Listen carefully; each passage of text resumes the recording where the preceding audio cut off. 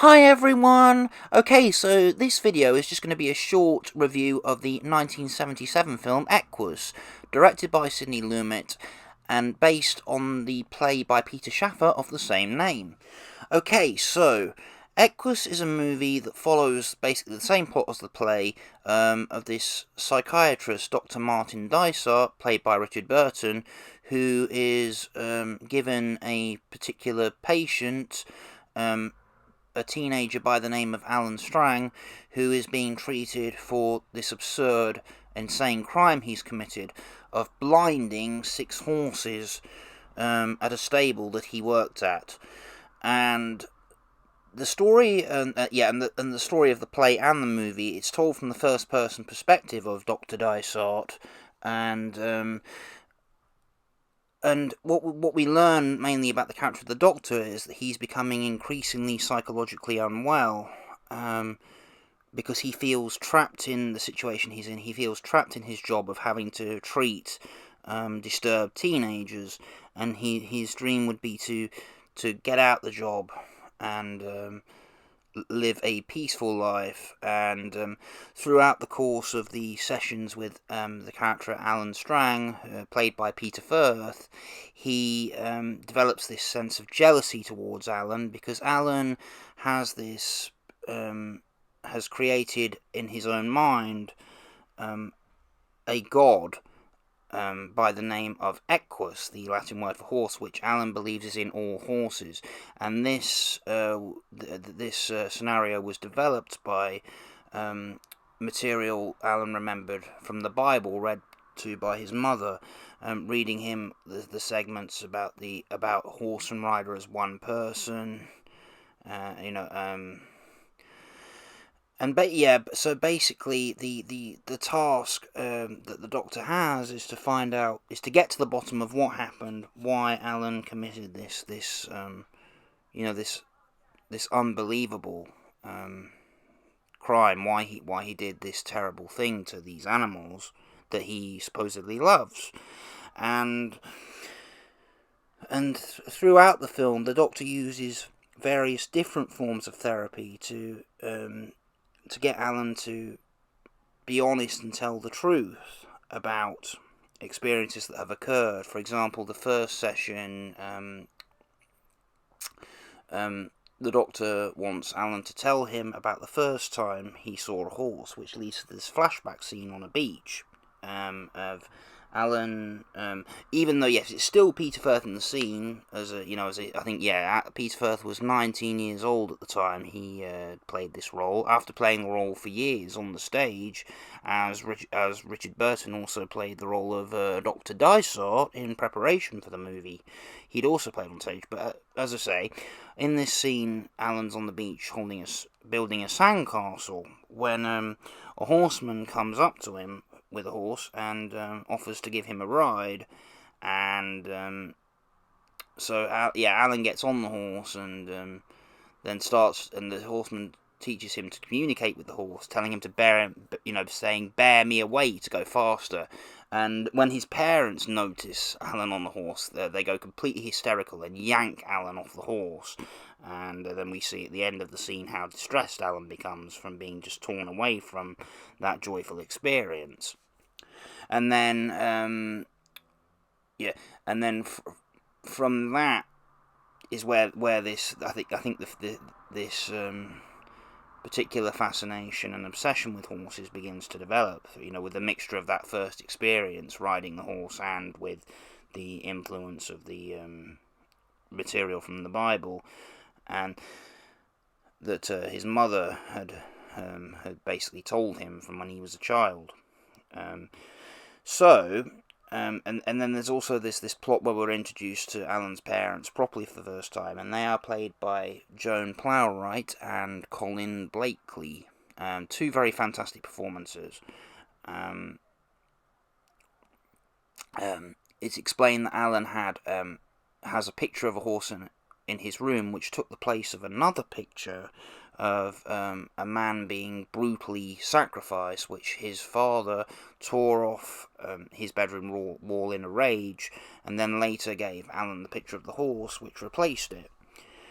And there's this flashback scene that Mr. Strang, the father, tells the Doctor of, where he witnessed Alan worshipping this picture on his wall by putting string in his mouth like a horse's chain, and then using a wooden coat hanger to make a galloping sound, and worshipping the picture on his wall as this god Equus. And then throughout the movie, the therapy sessions consist of the Doctor communicating with Alan using techniques such as relaxing him with a technique of tapping his pen, getting him to open and close his eyes. Because to begin with, the way Alan communicates with the Doctor is first he just screams television jingles, and then Alan also becomes verbally aggressive, but then the Doctor uses various forms of therapy, such as giving him a tape recorder so he can feed the Doctor information in his free time without having to say things to his face, and then also using a pen to get him to open and close his eyes to relax him. And then the final in the final session, where he wants to find out what happened on that night where Alan basically did the crime of blinding the horses, Alan revealed to him that he believes truth drugs will exist, and that the Dr. Dysart is going to use one on him to get him to tell the honest truth. And so the Doctor basically decides to give him an aspirin, but before he takes the aspirin, he's going to tell Alan that this little pill will basically make him tell nothing but the absolute truth. And so Alan takes the pill, and then we start to see the events of this day unfold, of the girl Jill Mason, the girl who first introduced Alan to the stables, played by Jenny Agutter, of how she convinced him to take him out for the night. They go to a movie theatre where there's this porn film playing, and then Alan's father interrupts because he happens to be at the theatre offering his printing services, and Alan's father, upon seeing what they're watching, takes Jill and Alan from the cinema, and then they wait for a bus to go home, but Mr. Strang leaves Alan with Jill because he says he has to see her home, but instead of taking her home, Jill convinces him to go to the stable with her, where they undress and then have this sort of brief sexual encounter. But then this sets off Alan's mental illness and causing him to believe Equus will punish him for having his first sexual encounter with a girl, and that's what leads to him having a breakdown, and then him blinding the horses, which is what we see. And the blinding scene at the end is certainly, for a film of its time, just how real this particular scene looks, and it's so graphic. And having seen an interview with Peter Firth, of watching the interview on the special edition Blu-ray yesterday, he said, obviously he was stabbing sort of dummy horse faces, and then they would pour a bucket of, blood-coloured liquid over his head, supposedly to be the blood coming from the horse's eyes onto him, and it really is. It's just such a dramatic climax, and so the film ends with Alan falling asleep, the Doctor putting Alan to sleep, and then him promising him that he will make him well, and that he won't have any more bad dreams, because Alan's also regularly haunted by dreams of this particular god. But the Doctor says that this is all going to stop. He's going to make it stop, and then he's going to make him well. But then as soon as Alan is actually asleep, he reveals no, he's lying to him. If Equus leaves, it will be with his intestines in his teeth. By that meaning, he'll take away his passion. And the dialogue in the film, particularly the monologues by Dr. Dysart, which are used as cut scenes in between various scenes in the film, he states, the final monologue states that passion can be destroyed by a doctor, it can't be created. And Dr. Dysart's had this jealousy towards Alan during his time with him because of the way that Doctor feels about having no passion and being trapped in his job and not being able to, not having a fascination or something that he can do to escape from his job, while developing this relationship with Alan, the Doctor realises that he will destroy Alan's passion to make him well. He'll destroy his passion, for horses, and forever destroy the image, the influence of this god which Alan has created, due to the friction caused by his mother's strong religious beliefs and the father's anti-religious belief, which clearly caused friction in the household. Also, the Doctor reveals that as a mental, as a subconscious representation of his feelings towards his feelings of being trapped in his situation, that he has these dreams of carving up children as a priest in Homeric Greece, these dreams of sacrificing children. And it also mirrors Alan's nightmares about him being tormented by this god, his god Equus.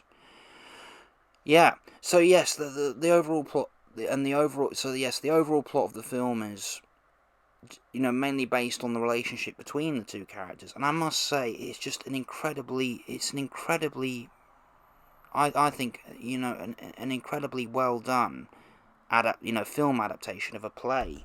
I have seen the play. I did see the play back in 2007.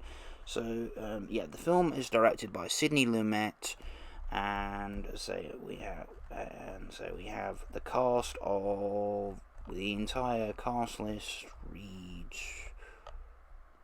So we have Richard Burton as Dr. Martin Dysart, Peter Firth as Alan Strang, Colin Blakely as Frank Strang, Joan Plowright as Dora Strang, Harry Andrews as Harry Dalton, Eileen Atkins as Heather Solomon, Jenny Agutter as Jill Mason, and Katie Reed as Margaret Dysart. So that was my film review of Equus. If you are interested in theatre or plays, or anything in the genre of theatre, and particularly if you've seen the play and you like it, I would recommend that you watch this, because this honestly is a very realistic adaptation, a very realistic looking adaptation. It feels real, the acting is fantastic, the directing is great, and it's just overall, I find it an incredibly gripping film, throughout the process of watching it. And I've watched this film many times since I first saw it, after seeing the play in London all those years ago. So that's my review of 1977's Equus. Well, thanks all for watching. You're all awesome, and I will see you soon. Bye!